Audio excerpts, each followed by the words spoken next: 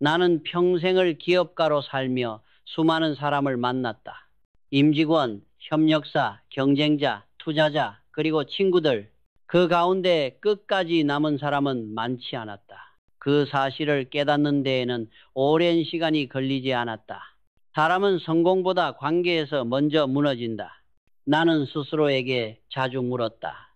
왜 내 인간관계는 비슷한 방식으로 반복되는가?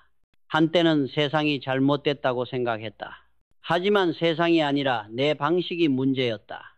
어린 시절에 배운 애착의 습관, 신뢰를 주는 법과 의심하는 법이 그대로 성인이 된 나를 지배하고 있었다. 심리학자들은 그것을 애착이라 부른다. 나는 그것을 습관화된 감정의 경로라 부른다. 사람은 누구나 자신을 안다고 착각한다. 나는 나를 제일 잘 알아. 그러나 그 말만큼 허황된 것이 없다. 사람은 자신을 절대 객관적으로 볼 수 없다.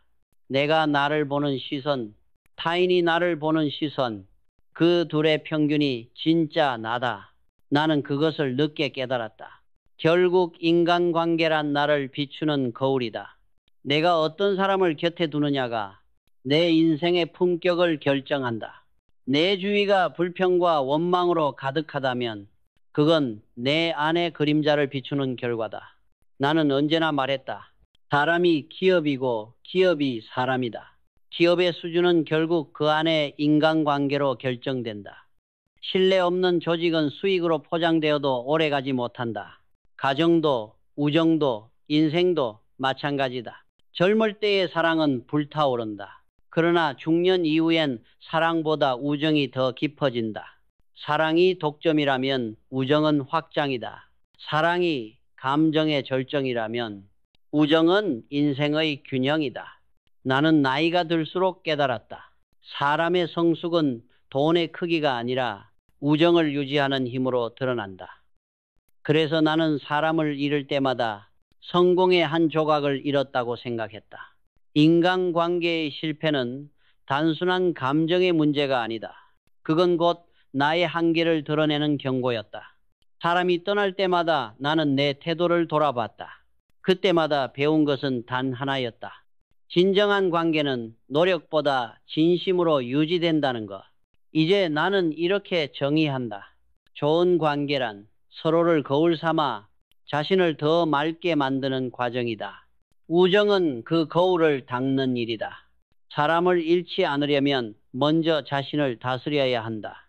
감정이 아니라 원칙으로, 감정의 온도보다 진심의 일관성으로 관계를 지켜야 한다. 이제 나는 당신에게 묻고 싶다. 당신 곁에 있는 사람들은 누구인가? 그들은 당신을 맑게 비추는가? 아니면 흐리게 만드는가? 중년이란 사람을 고르는 시기다. 새로운 친구를 찾기보다 내 안의 관계 습관을 다시 배우는 시기다. 이제부터 그 이야기를 하려 한다. 나는 어느 날 문득 깨달았다. 사람은 이성으로 살아간다고 믿지만 사실은 감정의 패턴으로 살아간다. 그 패턴은 대부분 어린 시절에 완성된다.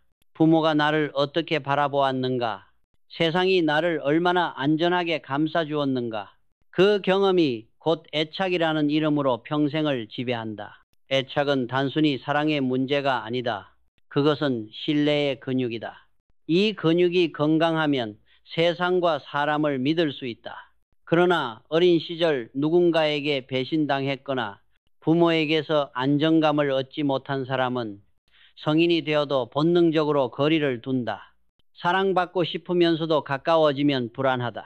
이것이 바로 불안정한 애착이다. 나는 수많은 인재를 만나면서 이 차이를 똑똑히 보았다. 뛰어난 능력을 가졌어도 관계의 벽 앞에서 무너지는 사람들, 조직에서 충성을 다하지만 작은 오해 하나에도 마음을 닫는 사람들, 그들은 어릴 때 배운 감정의 언어를 아직 바꾸지 못한 것이다. 나는 이런 사람들에게 말했다.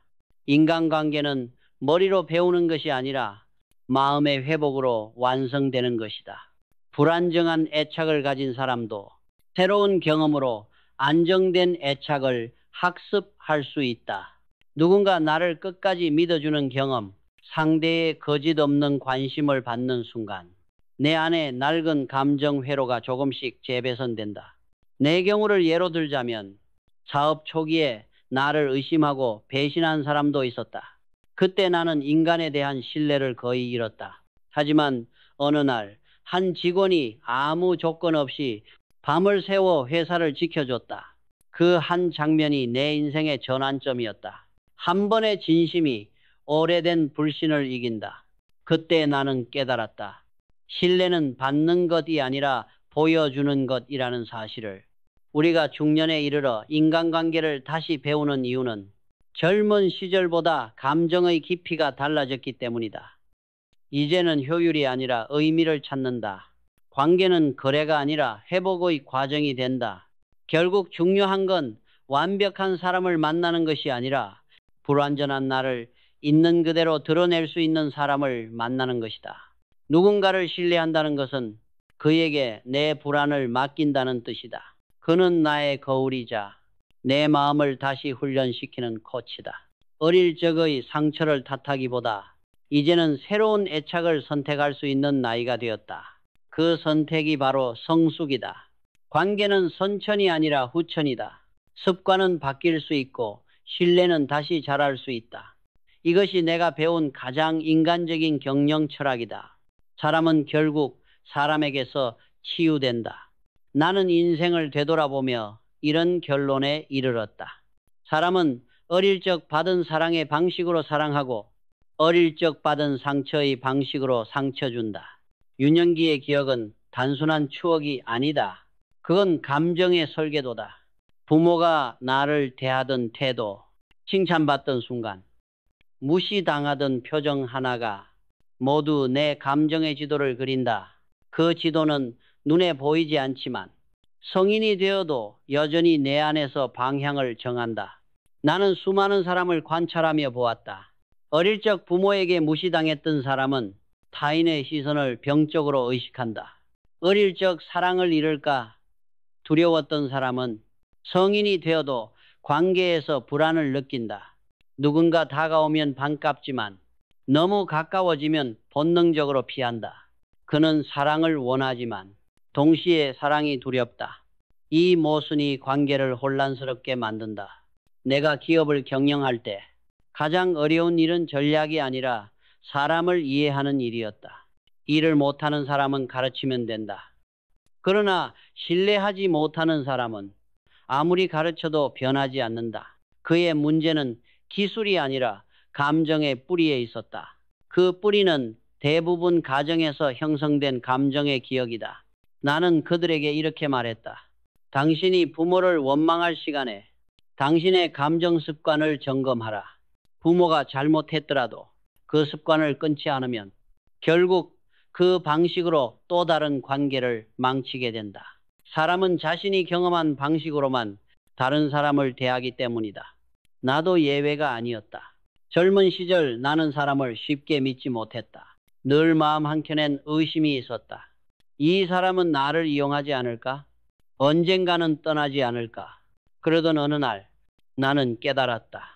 내가 세상을 의심한 것이 아니라 세상보다 먼저 나 자신을 믿지 못하고 있었다는 것. 그 깨달음이 내 인간관계를 완전히 바꾸었다. 인간은 누구나 결핍을 가지고 태어난다. 중요한 것은 그 결핍을 변명으로 삼느냐, 교훈으로 삼느냐이다. 나는 후자를 택했다. 과거는 되돌릴 수 없지만 그 기억을 다시 해석할 수는 있다. 그 순간 상처는 힘이 된다. 그리고 그 힘이 다시 인간관계를 치유한다. 결국 인생이란 어릴 적 받은 상처를 평생에 걸쳐 치유해가는 여정이다. 어떤 이는 그 상처에 갇혀 살고 어떤 이는 그 상처 위에 다리를 놓는다. 나는 두 번째 길을 선택했다. 그 다리가 곧 신뢰이고 그 위를 함께 걸을 때 우리는 비로소 사람이 된다. 사람은 흔히 이렇게 말한다. 나는 원래 이런 사람이야. 그러나 나는 평생을 살며 깨달았다. 원래 그런 사람은 없다. 단지 그렇게 길들여진 사람만 있을 뿐이다. 우리는 과거의 습관으로 현재를 살고 현재의 선택으로 미래를 만든다. 그러니 과거는 이유일 뿐 운명이 아니다. 나는 이 사실을 깨닫는 순간 인간관계의 주도권이 내게로 돌아왔음을 느꼈다. 누군가는 불안정한 애착으로 평생을 힘들어한다. 사랑받고 싶으면서도 사랑을 피하고 믿고 싶으면서도 끝내 의심한다. 그러나 관계란 주어진 감정이 아니라 매일 다시 선택되는 태도다. 한 사람을 믿겠다고 결정하는 순간 그 결정이 내 감정의 패턴을 다시 쓴다. 나는 젊은 시절 사람이 변하지 않는다고 믿었다. 그러나 세월이 흘러보니 변하지 않는 사람은 없는 것이 아니라 변하려는 용기가 없는 사람만 있었다. 용기란 거창한 게 아니다. 이번에는 다르게 해보자. 이 단순한 한마디가 과거의 감정 습관을 끊는 첫 도끼질이다. 나는 회사를 운영하며 수많은 사람의 변화를 목격했다. 냉소적이던 직원이 신뢰를 배우고 무책임하던 이가 책임을 배운다. 그 변화를 만든 건 훈련이 아니라 경험과 진심의 반복이었다. 사람은 따뜻함을 경험하면 언젠가 그 온도를 담는다. 냉정했던 나도 진심으로 나를 믿어준 이들을 만나며 조금씩 변했다. 결국 사람은 관계를 통해 다시 태어난다. 나는 이렇게 생각한다. 관계는 타인을 바꾸는 일이 아니라 내 안의 습관을 새로 쓰는 일이다. 누군가를 미워하는 데 쓰던 에너지를 이해하려는 의지로 바꾸면 그 순간부터 인간관계는 다른 차원으로 올라선다. 그것이 내가 배운 감정 경영의 첫 법칙이었다. 사람은 누구나 상처받을 권리가 있다. 그러나 상처 속에 머물 권리는 없다. 관계가 어렵다고 해서 도망치지 말라. 도망은 순간의 편안함을 주지만 결국 또 다른 형태로 돌아온다. 나는 도망 대신 직면을 택했다. 직면은 고통스럽지만 그 고통이 사람을 단단하게 만든다. 지금도 나는 사람을 만나면 그의 눈빛을 본다. 그 눈에 과거가 보이기도 하고 미래가 보이기도 한다. 그러나 중요한 건 그가 무엇을 배워왔는가 보다. 이제 무엇을 다시 배우려 하는가다. 그것이 인생의 진짜 분기점이다. 결국 인간관계는 배운 대로 사는 것이 아니라 다시 배우며 살아가는 것이다. 과거가 당신을 만들었지만 당신은 여전히 그 과거를 고칠 수 있다. 그리고 그 변화의 증거가 바로 한 사람과의 관계다. 나는 그 한 사람으로부터 수많은 세상을 다시 배웠다. 젊은 시절 나는 사랑이 인생의 중심이라고 믿었다. 사랑은 뜨거웠고 그 열정은 내 삶을 움직이는 연료 같았다. 그러나 세월이 흐르고 나니 사랑의 불꽃은 사그라지고 대신 우정의 불빛이 남았다. 사랑이 한순간의 열정이라면 우정은 긴 시간의 신뢰다. 사랑은 감정으로 시작되지만 우정은 이해로 완성된다. 사랑은 소유를 원하지만 우정은 공간을 허락한다. 사랑이 내 안으로 끌어당기는 힘이라면 우정은 서로를 자유롭게 풀어주는 힘이다. 나는 이 차이를 깨닫는 데에 평생이 걸렸다. 사람은 나이를 먹을수록 사랑보다 지속 가능한 관계를 원한다. 젊을 때는 불완전한 나를 채워줄 사람을 찾지만 중년 이후에는 있는 그대로의 나를 받아줄 사람을 찾는다. 그게 바로 우정이다. 사랑은 감정의 폭발이고 우정은 감정의 정제다. 사랑은 가슴을 흔들지만 우정은 마음을 단단하게 한다. 나는 경영을 하면서도 느꼈다. 조직이란 결국 사랑이 아니라 우정으로 유지된다는 것을 서로에게 기대고 신뢰하며 말없이 지켜주는 힘. 이것이 회사를 지탱하는 진짜 동력이다. 사랑이 한 사람을 행복하게 한다면 우정은 여러 사람을 함께 성장시킨다. 사람들은 종종 말한다. 사랑은 운명이고 우정은 선택이다. 나는 그 반대로 생각한다. 사랑은 감정의 사고이고 우정은 의식의 결정이다. 우정에는 계산이 없다. 하지만 책임이 있다. 이 책임이 관계를 오래가게 만든다. 나는 나이가 들수록 사람을 평가하지 않고 존중하는 습관을 배우려 했다. 그 습관이 쌓이면 우정이 된다. 좋은 친구는 말이 아니라 존중의 기운으로 느껴진다. 그는 내 결점을 보면서도 그것을 드러내지 않는다. 그 침묵이 곧 신뢰다. 사랑이 나를 뜨겁게 만들었다면 우정은 나를 안정시켰다. 젊은 시절의 사랑은 나를 성장시켰지만 중년의 우정은 나를 지탱시켰다. 사랑은 감정의 절정이지만 우정은 인생의 평형이다. 나는 이제 이렇게 말하고 싶다. 사람이 남긴 최고의 유산은 돈이 아니라 그가 지켜온 우정의 역사다. 사람은 결국 누구와 함께 웃었는가로 기억된다. 그 웃음 뒤에는 신뢰가 있고 그 신뢰 뒤에는 세월이 있다. 우정은 시간을 이기는 유일한 감정이다.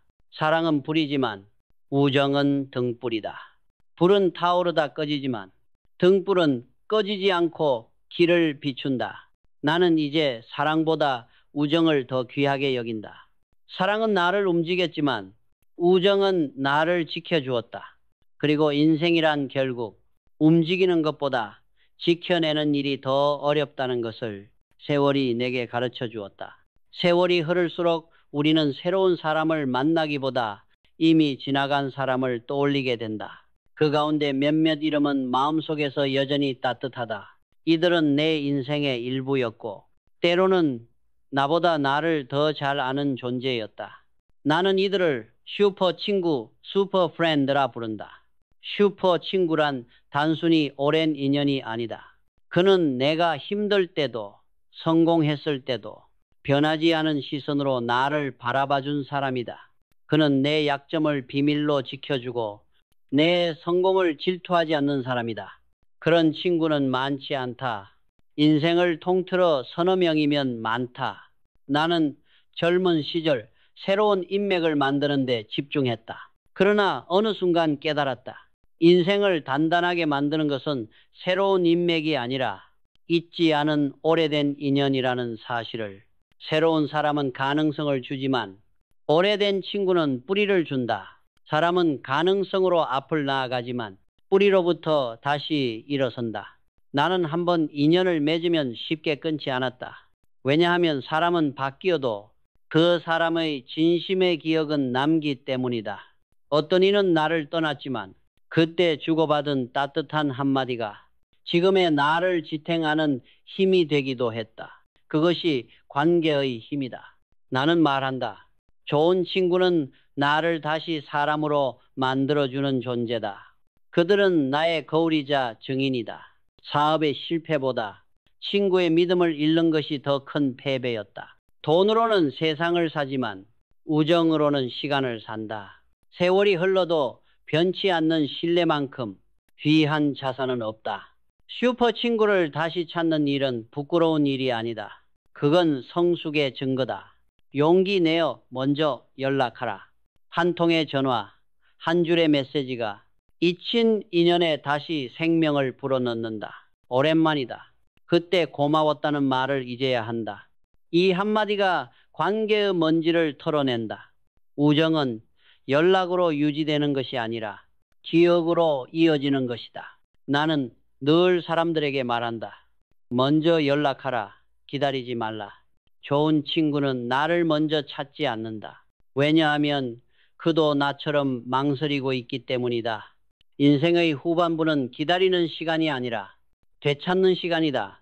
과거의 인연을 되찾는 일은 사람을 되찾는 것이 아니라 나의 진심을 되찾는 일이다. 그 친구가 나의 과거를 알고도 여전히 내 곁에 있다면 그는 내 인생의 일부가 아니라 나의 역사다. 그 역사를 잃지 말라. 세상은 변하지만 진심의 기록은 결코 변하지 않는다. 내 인생에서 가장 중요한 순간은 언제나 위기였다. 그리고 그때마다 누가 내 곁에 있었는가가 그 위기의 크기보다 더 큰 의미를 남겼다. 돈, 명예, 전략보다 중요한 것은 사람 한 명이었다. 사람은 평온할 때 진심을 숨기지만 위기 앞에서는 본색이 드러난다. 누가 내 옆에 남는지, 누가 등을 돌리는지를 보면 그의 본질을 알 수 있다. 나는 그때마다 한 가지 진실을 깨달았다. 진짜 친구는 위기 속에서만 드러난다. 나는 그런 친구를 삽친구, shovel friend라 부른다. 새벽 2시에 전화를 걸어도 묻지도 따지지도 않고 나오는 사람. 삽이 어디 있냐? 고 말할 수 있는 사람. 그가 바로 내 인생의 동맹이다. 삽친구란 나의 이익보다 나의 안녕을 먼저 생각하는 사람이다. 그는 나의 잘못을 덮어주는 대신 내가 다시 일어나게 돕는다. 그는 나의 약점을 이용하지 않고 그 약점 위에 신뢰를 쌓는다. 삽친구는 희생으로 유지되는 관계가 아니라 진심으로 연결된 책임의 관계다. 나는 수많은 위기 속에서 이런 친구들을 보았다. 회사가 흔들릴 때 누군가는 등을 돌렸고 누군가는 끝까지 자리를 지켰다. 돈으로 보답할 수도 명예로 갚을 수도 없는 신뢰였다. 그들의 한마디가 나를 다시 일으켜 세웠다. 회장님, 아직 끝난 게 아닙니다. 그 말 한 줄이 천마디의 위로보다 컸다. 사람은 누구나 자신이 누군가의 삽친구이길 원한다. 그러나 막상 남의 위기 앞에 서면 침묵하거나 도망친다. 진정한 동맹은 말이 아니라 행동으로 증명된다. 그는 필요할 때 나타나고 위기가 지나면 조용히 물러난다. 그는 인정받지 않아도 그 자리에 있다는 사실만으로 충분하다. 삽친구는 많을 필요가 없다. 한 사람이면 족하다. 그 한 사람이 평생의 등불이 된다. 그러나 기억해야 한다. 그런 친구를 갖기 위해서는 내가 먼저 그런 사람이 되어야 한다. 누군가의 위기 앞에서 두려움보다 진심이 앞서는 사람, 그런 사람만이 진짜 우정을 얻는다. 나는 기업을 세우며 배웠다. 성공의 90%는 전략이 아니라 사람이다. 위기 속에서 옆에 있는 사람의 얼굴이 그 기업의 미래였다. 삽친구가 한 명이라도 있는 조직은 무너지지 않는다. 그들은 계약으로 묶인 인연이 아니라 의리로 연결된 동맹이다. 삽친구는 단순한 인간관계가 아니다. 그는 인생의 도덕적 나침반이다. 그가 있으면 내가 잘못된 길로 가지 않는다. 그의 한마디가 나의 판단을 바로잡는다. 그런 친구는 많지 않다. 그러나 인생은 단 한 명의 그런 사람으로 충분하다. 나는 오늘도 묻는다. 당신은 누군가의 새벽 2시 전화에 주저없이 나갈 수 있는가? 그 질문에 예라고 답할 수 있다면 당신은 이미 누군가의 축복이다. 나는 평생을 변화라는 단어와 싸우며 살아왔다. 기업이 성장한다는 것은 결국 변화의 속도를 이기는 일이다. 그런데 어느 순간 나는 깨달았다. 세상을 바꾸는 힘은 더 이상 경험에서 나오지 않는다. 이제는 감각과 속도, 그리고 그 감각을 두려워하지 않는 젊은 세대에게서 나온다. 많은 중년들은 이렇게 말한다. 요즘 세대는 우리를 이해하지 못한다. 그러나 나는 정반대로 생각했다. 우리가 그들을 이해하려 하지 않았다. 젊은 세대는 무례한 것이 아니라 솔직하다. 그들은 질서에 반항하는 것이 아니라 낡은 구조의 질문을 던지는 것이다. 나는 그 질문에서 오히려 새로운 길을 보았다. 젊은 세대는 정보의 바다에서 태어난 사람들이다. 그들에게 세상은 이미 연결되어 있고 배움은 교실이 아니라 검색창에서 시작된다. 그 속도를 따라잡지 못하면 지식은 금세 낡아버린다. 그래서 나는 그들을 새로운 시대의 해석자라 부른다. 나는 어느 날 젊은 직원 한 명에게서 인생의 큰 교훈을 얻었다. 그는 회의 중 나에게 말했다. 회장님, 지금 세상은 완벽보다 업데이트가 더 중요합니다. 그 한마디가 내 머리를 세게 울렸다. 나는 완벽을 추구했지만 그는 지속적인 수정을 추구하고 있었다. 이것이 바로 세대의 차이이자 동시에 배움의 기회였다. 중년이 젊은 세대를 만나야 하는 이유는 단순하다. 그들은 우리가 잃어버린 감각을 가지고 있기 때문이다. 우리는 경험이 많지만 그들은 방향이 빠르다. 우리는 체계적이지만 그들은 유연하다. 이 둘이 만나야 세상이 완성된다. 나는 젊은 사람들을 두려워하지 않았다. 그들을 경쟁자가 아니라 교사로 보았다. 그들의 언어, 그들의 시선, 그들의 일하는 방식에서 나는 오래된 사고의 틀을 부수는 법을 배웠다. 경험은 나를 단단하게 만들었지만 그들의 속도는 나를 다시 젊게 만들었다. 젊은 세대와의 관계는 존중 위에 세워져야 한다. 가르치려 하지 말고 묻고 들어라. 그들에게 필요한 것은 지시가 아니라 대화의 문이다. 나는 언제나 이렇게 말했다. 리더란 젊은 세대의 언어를 배울 준비가 된 사람이다. 세상은 더 이상 연공서열이 통하는 시대가 아니다. 이제는 공감서열의 시대다. 공감하는 자가 영향력을 갖는다. 따라서 중년이 젊은 세대와 함께 하려면 자존심이 아니라 호기심으로 다가가야 한다. 호기심이 닫히는 순간 인생의 성장은 멈춘다. 나는 오늘도 배운다. 신기술을 배우고 새로운 사고를 익힌다. 그 과정에서 느낀다.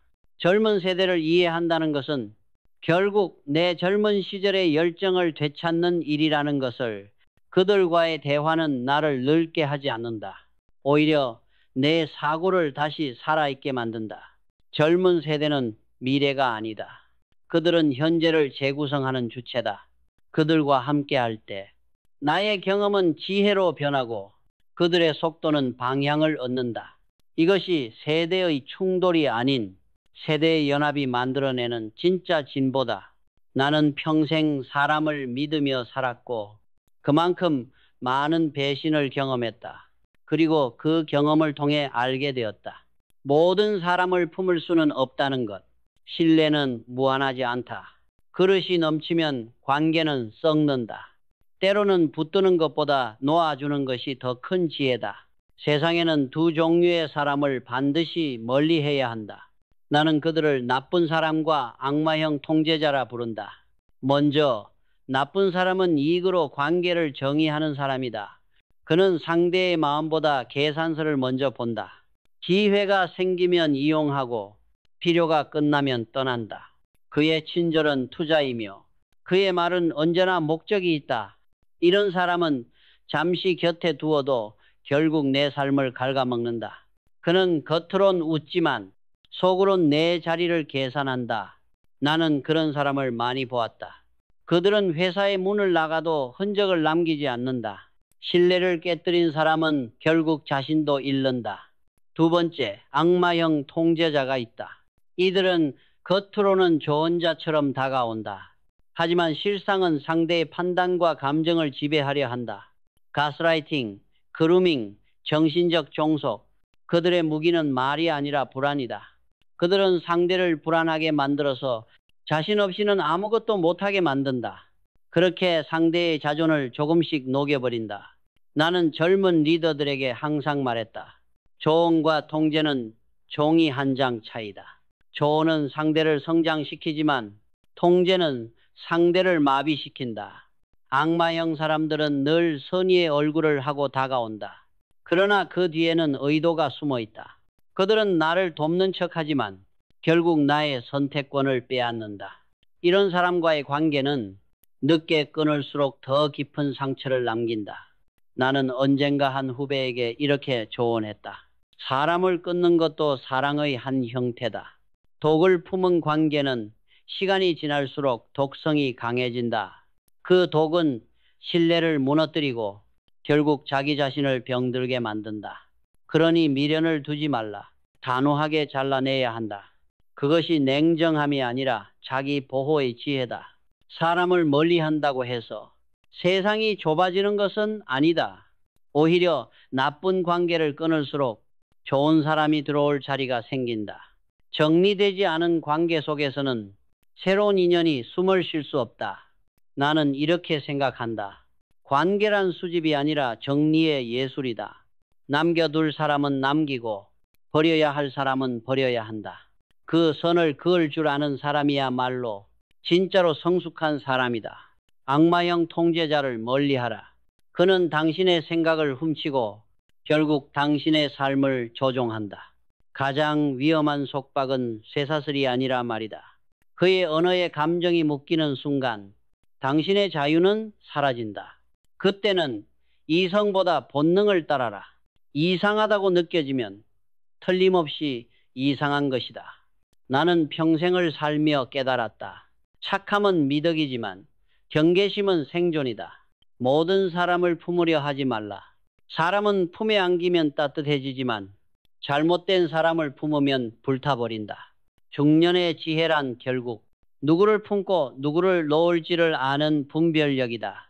나는 오랫동안 강해야 존중받는다고 믿었다. 세상은 냉정했고 기업의 전쟁터에서는 약함이 곧 패배였다. 그래서 나는 단 한 번도 내 감정을 쉽게 드러내지 않았다. 그러나 세월이 지나고 나는 깨달았다. 진짜 강함이란 약함을 숨기는 것이 아니라 드러낼 수 있는 용기라는 사실을. 사람은 완벽한 사람에게 감동하지 않는다. 오히려 결함을 인정하는 사람에게 마음을 연다. 나는 수많은 사람을 이끌며 보았다. 권위를 앞세운 리더는 두려움을 만들지만 솔직한 리더는 신뢰를 만든다. 신뢰는 완벽함이 아니라 인간다움의 증거다. 우리가 살아가는 사회는 끊임없이 경쟁을 요구한다. 자신을 포장하고 강해 보이려 하고 상처를 가리려 애쓴다. 하지만 그 가면 뒤에서 사람은 더 외로워진다. 나는 어느 날 문득 내가 가장 강해 보였던 시절이 사실은 가장 불안했던 시절이었다는 걸 깨달았다. 약함을 인정한다는 건 패배가 아니다. 그건 인간으로서의 신호다. 내가 완벽하지 않다는 사실을 드러낼 때 비로소 상대도 안심한다. 그 순간 관계의 벽이 허물어진다. 사람은 두려움 앞에서는 다치지만 진심 앞에서는 열린다. 나는 이렇게 생각한다. 신뢰는 강함으로 쌓는 게 아니라 진심으로 녹이는 것이다. 누군가에게 내 부족함을 보여주는 일, 그건 믿음의 첫 단추다. 약함을 드러낼 때 생기는 긴장감이 오히려 관계를 단단하게 만든다. 왜냐하면 그 순간 우리는 서로의 인간성을 본다. 나는 젊은 시절 단 한 번의 실패를 인정하지 못해 한 조직 전체를 잃을 뻔했다. 그때 깨달았다. 실패를 숨기면 신뢰도 함께 사라진다는 것을. 그 이후 나는 잘못을 인정하는 습관을 들였다. 부끄러웠지만 결과는 놀라웠다. 사람들은 나의 완벽함보다 나의 솔직함에 반응했다. 그들은 나의 사람 냄새를 신뢰했다. 중년 이후의 관계는 경쟁이 아니라 공감의 시대로 옮겨간다. 이 시기에 필요한 것은 능력이 아니라 표현의 용기다. 나는 아직 부족하다. 이 한마디가 사람과 사람 사이의 거리를 좁힌다. 약함을 숨기는 사람은 벽을 세우지만 약함을 인정하는 사람은 다리를 놓는다. 나는 이렇게 결론 내렸다. 인간은 강할 때 존경받고 약할 때 사랑받는다. 존경은 위를 보게 하지만 사랑은 옆을 보게 한다. 우리가 진짜로 외로움을 느끼는 이유는 누군가 옆에 없어서가 아니라 내 약함을 보여줄 용기가 없기 때문이다. 이제 나는 감히 말한다. 약함은 부끄러움이 아니라 신뢰의 씨앗이다. 그 씨앗을 숨기지 말라. 당신의 진심이 보이는 순간 세상은 그제야 당신을 사람으로 받아들인다. 나는 수많은 사람을 보며 깨달았다. 사람이 무너질 때는 실패 때문이 아니다. 이유를 모르는 불안과 외로움 때문이다. 이 두 감정은 겉으로는 비슷하지만 그 뿌리는 전혀 다르다. 외로움은 누군가와 단절된 감정이고 불안은 무언가를 잃을까 두려운 감정이다. 사람은 흔히 외로움을 타인으로 채우려 한다. 그러나 외로움은 사람으로 채워지는 것이 아니라 의미로 채워진다. 의미 없는 관계는 많을수록 공허하다. 나는 외로울 때일수록 사람을 찾지 않고 의미를 찾았다. 그 의미가 다시 나를 사람에게로 이끌었다. 불안은 또 다르다. 불안은 아직 오지 않은 일을 이미 마음속에서 겪는 고통이다. 나는 젊은 시절 늘 불안했다. 내일의 회사, 시장의 흐름, 사람들의 시선까지 모두 걱정했다. 그런데 시간이 지나 보니 그 불안의 대부분은 현실이 아니라 상상이었다. 불안은 현실보다 언제나 한 발 앞서 달린다. 그래서 인간은 늘 지친다. 나는 불안을 다스리는 법을 이렇게 배웠다. 예측하려 하지 말고 준비하라. 예측은 불안을 키우지만 준비는 불안을 다스린다. 준비가 되어 있으면 불확실함도 견딜 수 있다. 마음의 평정은 예측이 아니라 준비에서 온다. 외로움은 고요 속에서 자라고 불안은 소음 속에서 커진다. 그래서 나는 자주 침묵했다. 침묵은 두려움을 없애는 것이 아니라 그 두려움의 근원을 보게 한다. 내가 느끼는 감정의 이름을 정확히 부르는 것, 그것이 이미 치유의 시작이다. 나는 불안하다. 나는 외롭다. 이 단순한 인식이 마음을 객관화시켜준다. 나는 이런 말을 한 적이 있다. 감정은 적이 아니라 신호다. 외로움은 내 마음이 나에게 보내는 구조 신호다. 이제는 나 자신과 다시 연결하라. 불안은 또 다른 신호다. 너는 너무 앞서가고 있다. 지금으로 돌아와라. 이 두 신호를 구별할 수 있는 사람만이 진짜 자기 자신을 경영할 수 있다. 사람은 누구나 외롭다. 그러나 외로움을 피하는 사람은 성장하지 못한다. 외로움은 고독을 통해 생각의 깊이를 만들어준다. 반면 불안은 생각을 흐리게 만든다. 그래서 나는 외로움을 사색의 시간으로, 불안을 정리의 신호로 받아들였다. 중년이 되면 이 두 감정이 동시에 찾아온다. 사람이 줄어들고 미래는 불확실해진다. 그때 필요한 것은 도피가 아니라 구분이다. 외로움을 인정하되 불안에 휘둘리지 마라. 외로움은 나를 단단하게 만들고 불안은 나를 점검하게 만든다. 이 둘은 피해야 할 감정이 아니라 내면을 닦는 두 개의 거울이다. 나는 이렇게 말하고 싶다. 불안은 경고이고 외로움은 기회다. 불안을 들여다보면 부족이 보이고 외로움을 마주하면 가능성이 보인다.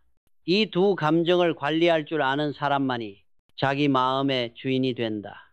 나는 인생 후반부에 들어서며 한 가지 확실히 깨달았다. 사람은 모두 거절당한 경험으로 성장한다.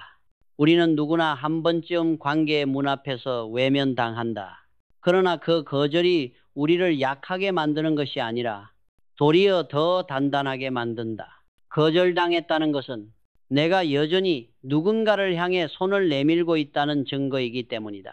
젊은 시절 나는 거절을 실패로 여겼다.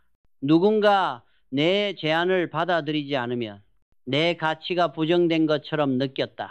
그러나 세월이 흘러 깨달았다. 거절은 나를 깎는 손이 아니라 다듬는 손이었다.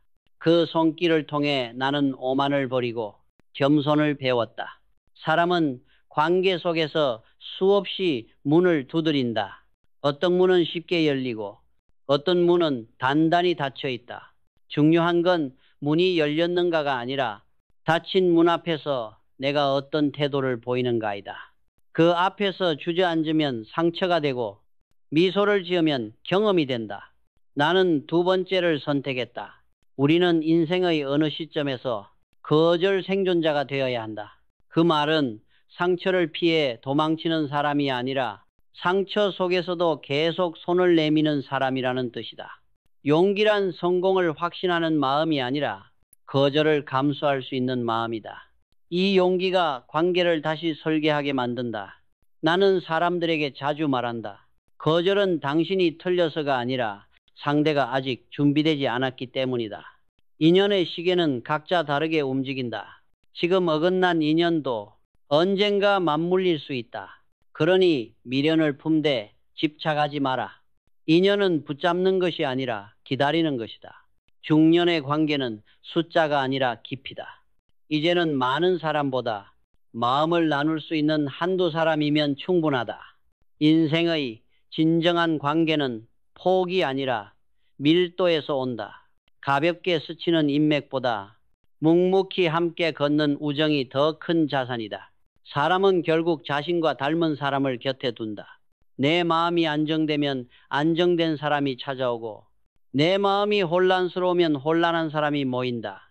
따라서 관계를 바꾸고 싶다면 먼저 나를 다스려야 한다. 진심은 자기 수양에서 시작된다. 나는 인생의 마지막에 이렇게 정의했다. 인간관계의 완성은 선택이 아니라 정리다. 좋은 사람을 남기고 나쁜 사람을 떠나보내며 무너진 관계를 용서하는 일. 그 세 가지가 마음의 균형을 세운다. 이제 중년의 우리는 그 정리의 지혜를 배워야 한다. 거절을 두려워하지 말라. 그것은 당신이 여전히 살아있고 여전히 사랑하고 있다는 증거다. 거절당해도 다시 시도하는 사람, 그가 진짜 인간관계의 성자다. 왜냐하면 그는 사람을 믿는 힘을 잃지 않았기 때문이다. 나는 마지막으로 이렇게 말하고 싶다. 인생은 관계의 합이다. 사람을 잃지 말고 당신 자신을 잃지 마라.